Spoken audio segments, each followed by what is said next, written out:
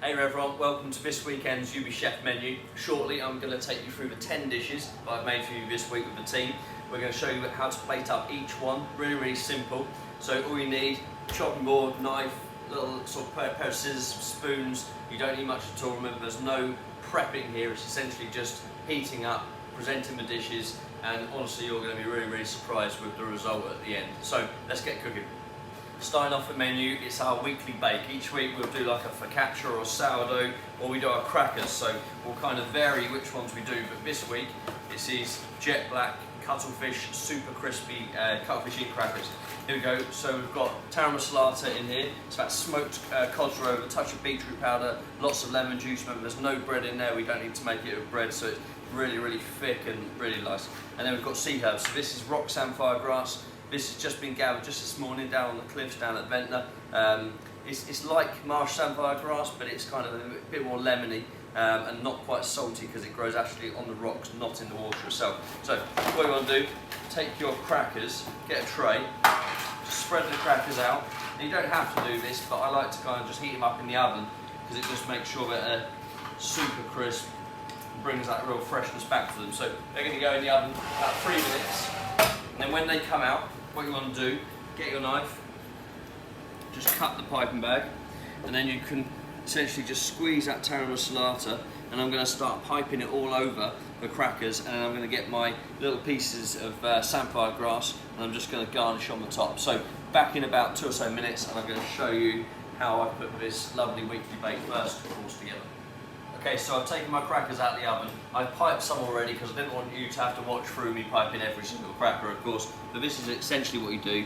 Just pipe, take your time, and pipe little piles of that really lovely Taramasalata. Remember, it's just a tiny bit of pink colour in there, just from the beetroot powder. We use no hidden ingredients in there or chemicals or anything.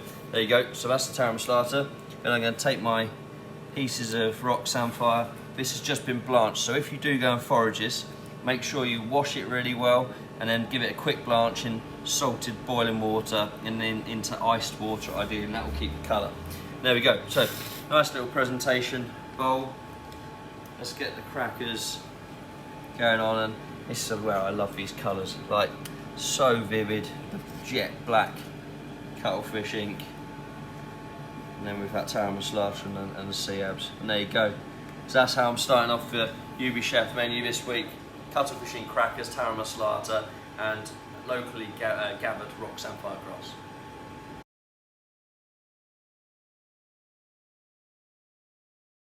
Next up, I've got a yellowfin tuna for you. So this is a yellowfin tuna carpaccio. With it, we've got a little Niçoise salad, so Niçoise vegetables, and a little soft-boiled quail's egg here. And then here we've got a focaccia. So this is a gored out olive focaccia, going in the oven for about 5, 6, 7 minutes, but it's in the foil, so it's not going to dry out. Then what you want to do, take your carpaccio, and when you look at it, you've got a presentation side, which is there. So you see there, you can kind of see like how it's placed, and that's all facing upwards. So you want to turn it over, take the piece of paper off the back of the tuna, and then get your plate like that. There are a couple of ways of doing it, but I just find it easier to get your tuna like that, place it in the centre, and then just peel off that paper like so. There we go. So that's our tuna. A little bit of seasoning. That's a little bit of mould and salt going on there. And then our vegetables. So take your quail egg, first of all, cut through, like so. And a little bit of seasoning just on there. Then we're going to get some basil oil. A little bit of basil oil on your vegetables. Give them a little glaze, and then let's get those onto our carpaccio. So here, when you plate them, just remember to try and not cover up all of the tuna. You want to kind of see through to that beautiful, vivid pink tuna underneath. And then get all your veg, green beans, which have got a tiny little bit of bite in them. Isle of Wight tomatoes, which have just been semi-dried almost, so we've just dehydrated them, just to intensify the flavour even more. Not that they really need it, but and then here's some red onion. This has just been sautéed very briefly, and then deglazed, a touch of sherry vinegar to get that lovely pink colour on this. It's all about colours and flavours, of course. A few more olives. There we go. So I'm about ready to serve. And let's get our quail's eggs on. Like so. A tiniest bit of basil oil, just to finish off. So you're lovely and green. Of course, basil going beautifully with all those flavours on the plate already. And then let's get our bread out. Be careful, very hot. Unwrap your focaccia from its little foil parcel. Look at that, lovely. Oh, beautiful. Tiniest bit of rapeseed oil on the top. And again, I like my focaccia, a nice bit of salt on there. So a little bit on there. Add it just onto the side, and there you go. So that's my super summer tuna niçoise, olive focaccia, and little poached quail's eggs on the top.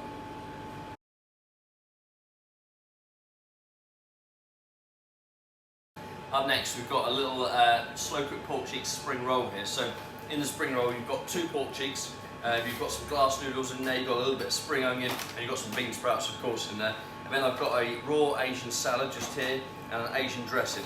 Spring roll going in the oven about 15 minutes, just to crispen up, and then that goes. And then your dressing, you want to do this ahead of time really. Give your dressing a little stir, and just get a little bit of it on top of the vegetables. Give them a nice mix. And what this will do, the dressing will start to just wilt those veg slightly. You'll still have a crunch, of course, when you serve it, but you don't want kind of literally just completely raw veg. That dressing will work into them and the taste will be amazing. So, I'll be back in about 10-15 minutes and I'm going to show you how to put this spring roll together. Okay, time to plate up our pork spring roll here. So, it's been in about 15 minutes. Nice and careful, let's grab that out of the oven. That'll be nice and crispy. And then our Asian salad, remember, and we've also got our little bit of dressing left to garnish on the plate. So take a spatula, lift that out onto your board, and then on your plate you want to get garnishing with a nice pile of that dressed raw salad.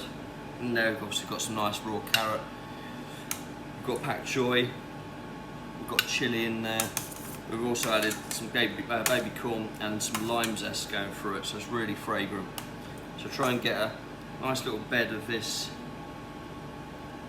A little bit of baby pak choy stood up there. And then we're going to sit our spring roll on top in a second. So a few more veg. And I'm going to keep that just in reserve before I add any more in a second. Get your spring roll, you want a nice sharp serrated knife.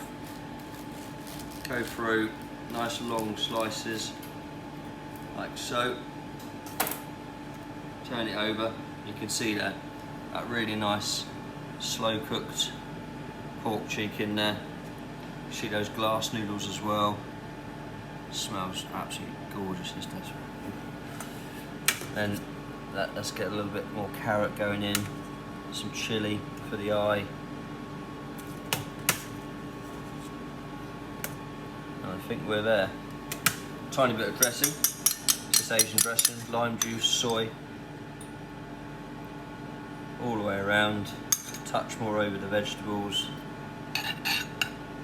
and there we go. So a little bit of a different style, UBChef menu, that Asian spring roll, pork cheeks, Asian salad, and a little Asian dressing.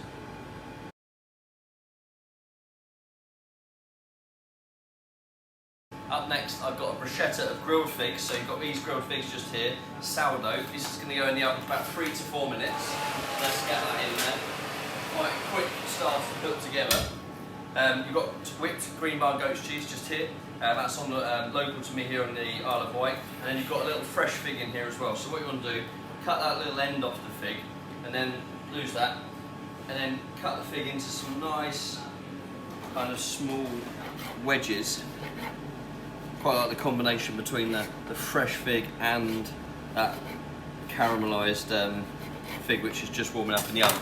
So get that fig into a little bowl, I just like to dress those with a tiny bit of rapeseed and a tiny bit of seasoning, salt working nicely with that nice sweet fig. And then we've got a goat's cheese just here.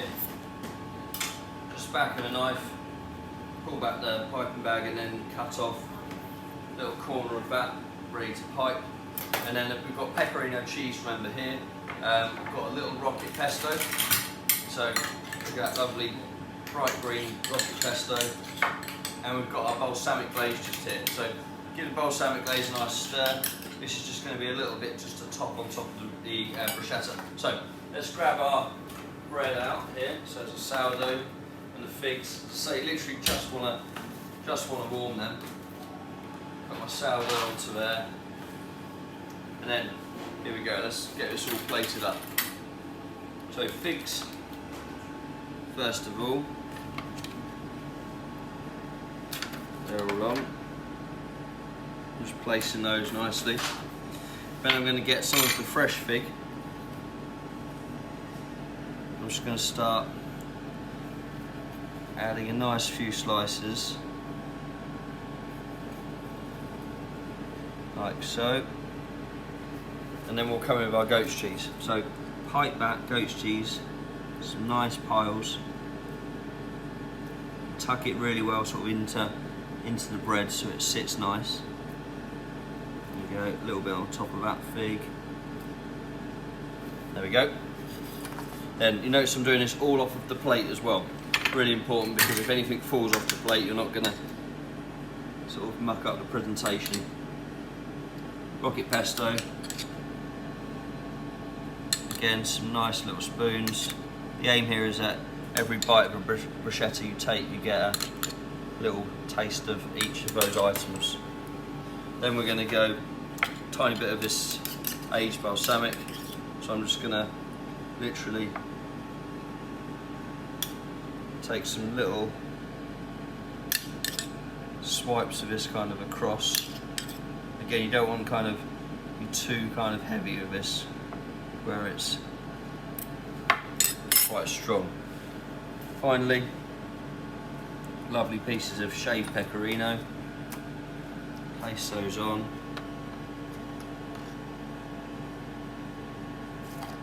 Like so. Get a bit of height, of course, as you plate them. There we go. Let's get a little palette knife onto our plate.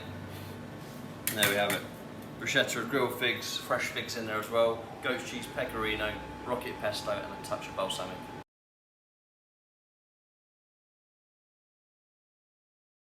On to main courses now. First one is the fish course. This is going to be a ravioli this week. So basically what we've done for you in here, we've got ravioli with saffron pasta running outside. And this is, see that, lovely bit of nutmeg just grated on the top. This is inside a sea trout mousse which we made. It's got tiger prawns, crayfish tails and crab going through it as well. That's going to go into the water for about 8 to 10 minutes. So I've just got simmering water just here. Carefully put that in. I've got a little pan just with no butter in there, or a touch of oil, whichever you prefer, just for when that comes out. Garnishes, we've got a tiger prawn skewer, a little bit of crispness with that tempura batter. That's going to be about 6 minutes in the oven. And then we've got here a little saffron potatoes, lovely Jersey potatoes, with some more rock samphire grass. Put a little piece of foil on top of that. That wants to go in the oven about 6 to 8 minutes, just until it's hot, together with the tiger prawn. And then when we'll be back, I'll have heated up my crab bisque, which is just here. So this is crab, lobster bisque, and there's a touch of brandy in there, tomato puree, and of course lots of cream. So that's just going to get warmed through, ready to go around our dish. So we're back in about 10, and I'll show you how to put it together. So, nice heated up plate there. This is for my ravioli now. And then I've got my pan, which I added a little knob of butter in, which just melted down. And then get your ravioli, just using a little spatula, little spider, sorry. Out that comes. And of course I've got my sauce there. Tiny bit of seasoning on top of the ravioli. Then let's get our garnishes out. So, sea herbs, saffron potatoes, and of course our little tiger prawn skewer for a little bit of fun on the top. So, first of all, get your garnish into the bowl. So I'd say get some of the sea herbs, potatoes, and I'm going to get some of these lovely, real vibrant coloured potatoes just going around. So we just poach these in like a saffron vegetable stock. So they're full of flavour going right the way through. So a little bit of time spent with them.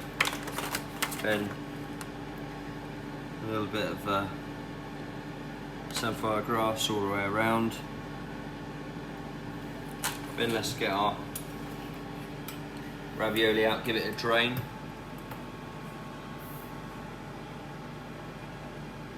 Like so. And then we're going to get our little bit of bisque. I'm just going to put a touch of that around the outside. I'm going to serve a bit more on the table. That smells awesome. Tiger prawn skewer just on the side. And then finally, just to finish it off, let's get a few pieces of our sea herbs just on the top, like so. Nice simple dish. Ravioli, absolutely full of flavour. There you have it. Hope you enjoy this one.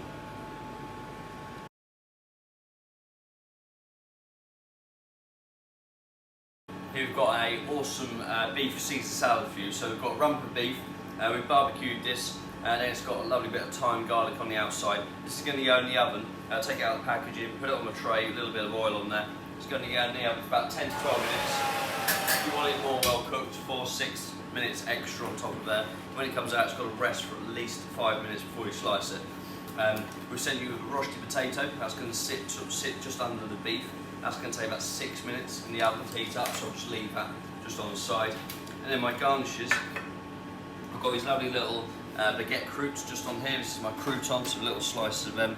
We've of course got our anchovies. We've got our Caesar dressing just in here, and I've got a touch of red wine sauce, which is just going to tie it all together, the beef and the rosti with the Caesar. The lettuce I've just charred just slightly, and what we're going to do when we come back, we're just going to open the lettuce up, and we're going to put our anchovies, croûtes, all in there, all ready to plate. So we'll be back shortly once our beef's rested, and I'll show you how to finish off this Caesar salad. So I've just taken my beef out of the oven now. That's just going to rest on a tray just until I'm ready to plate up now. Really, really important to rest it so that kind of the juices don't all come flying out, go all over the place when you cut into it. So let's get our lettuce. And what we're going to do here, I'm just going to dress it. Tiniest bit of rapeseed on there, and a little bit of seasoning. Remember, it's got those anchovies, so you don't need tons. And then what we'll do, take a little spoon, and I'm going to open up the leaves. See, I'll just sort of start to get some dressing in between the layers. So when you sort of go through, it's all nicely dressed. Then we'll get some of our croûtes, just kind of like stood in the layers. So it's all going to look lovely and delicate on the plate. So a few more of those. Let's see if we can get an extra one just down the side there. There we go. Anchovies. If you don't like the anchovies, of course, just sort of leave the whole ones off, but these are those lovely Spanish white anchovies, or boquerons.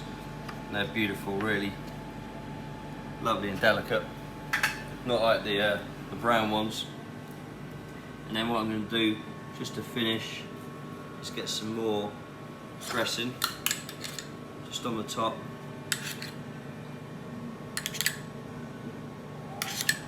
Like so.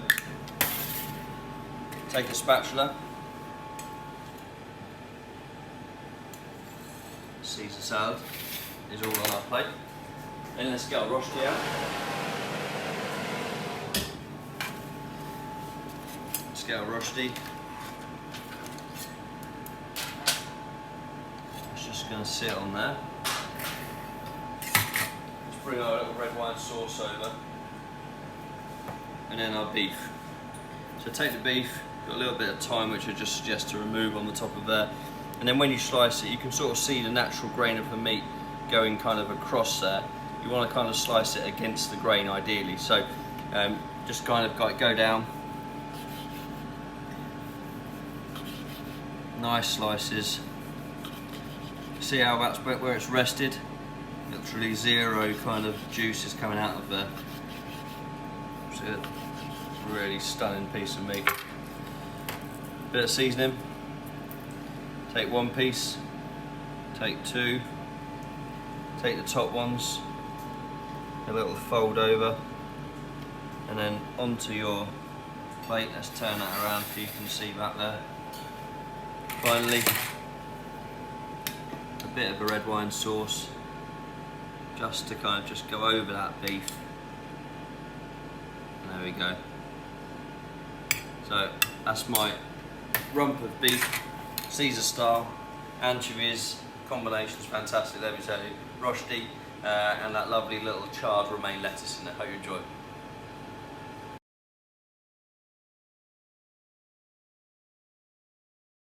On to my vegetarian main course now, and I've got a twice baked cheese souffle for you. So we've used an aged cheddar in here and parmesan, equal amounts. That's going to go in the oven for about 12 to 14 minutes. So in that goes, that's going to rise lovely. And then the garnish for that, I've got a little sauce verjus just here. So this is a butter sauce, verjus going in there, which is a green grape juice. And then we've got spinach. That's going to go in there about 5 minutes just to heat up. And then the garnish, which will go into the sauce. So I'm going to heat this up. Once that's up to just simmering, take it off the heat and add your grapes. So in here you've got some grapes, both colours. You've got some little walnuts in there, and you've got tarragon as well. So that goes into your sauce. Give it a little stir, and then we'll be all ready to plate once our souffle is ready to go. So just about ready to plate my souffle out now. Bowl all ready. And then that's my verjus butter sauce. Just come up to the heat. Get my grapes, walnuts and tarragon in there. You see that lovely butter sauce with all that. And it's lovely because the butter sauce is nice and rich, sharpness from the verjus, and then those sweet grapes going through it. Let's get into the oven. Let's get our spinach out first of all before the souffle comes out. So a little tip just to save you a bit of time once the souffle gets there. And then get your spinach. It's all seasoned, it's all ready to go. So a nice little bed of spinach in the centre. So then let's go with our sauce. So tarragon, grapes, walnuts, beautiful flavours, beautiful colours, plenty of sauce in there. You've got a super risen souffle on the way. So there we go, sauce all finished. So a little clean up, the spatula, all at the ready. Then souffle. So quick as a flash now, souffle comes out. Just check it's all loose. And then we're going to go in, like so. And then on. Sit that on the top. And away you go. Straight to the table, and look at that. Lovely little cheese pillow just resting on top of that spinach. Hope you enjoy it.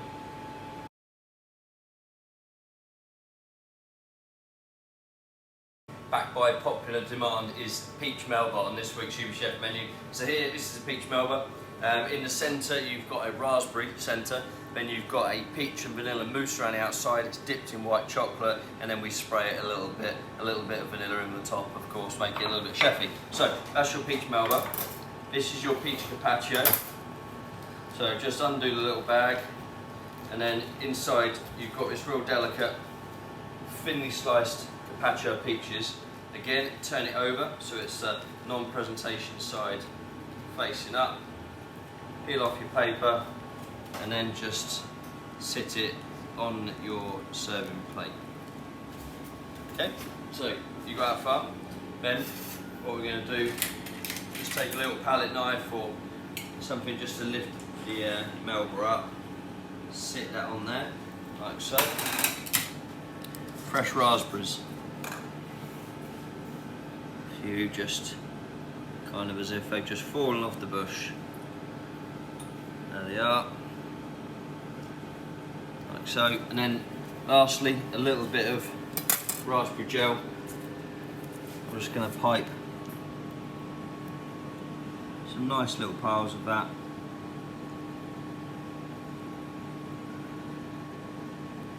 There we go. And then just like that, at home, you're serving peach Melba with that lovely fresh raspberries and raspberry gel. Hope you enjoy it.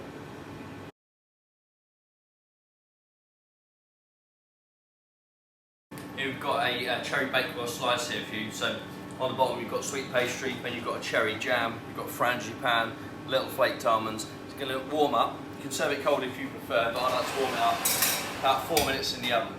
The garnishes that we're going to be serving with it, we've got some poached cherries, I've got a little bit of cherry puree, I've also got some milk chocolate aero, but that's in the fridge because you don't want to take that out until the last second, otherwise it will melt. And then when we come back, I'm just going to show you this little bit of apricot glaze we've got here. Warm it up just on the stove, or just put it in the microwave, but only for seconds because you only need a little bit and it will burn quite quickly. And then a little pastry brush, we're just going to dab it on the back, on the top of the Bakewell. So I'll be back really shortly and I'll show you how to finish this one. Okay, let's get my Bakewell tart slice out of the oven. Then just get it onto your board, like so. And then we just want to take a little bit of an apricot glaze that's just warmed up and just dab the top of your Bakewell tart. Now give it a lovely shine, followed by getting that onto the plate. Then we're going to get some of our poached cherries. Let's get those just to one side. And now I'm going to get my chocolate aero out. Make sure it comes out last second so that it doesn't melt. Cherry gel. Piped into those little gaps. Now let's get our milk chocolate aero. So out it comes. And handle it as least as possible. Of course, milk chocolate goes a lot, softer, a lot quicker than dark. There you go. That's UBChef take on Bakewell tart with milk chocolate aero, poached cherries, and a cherry gel.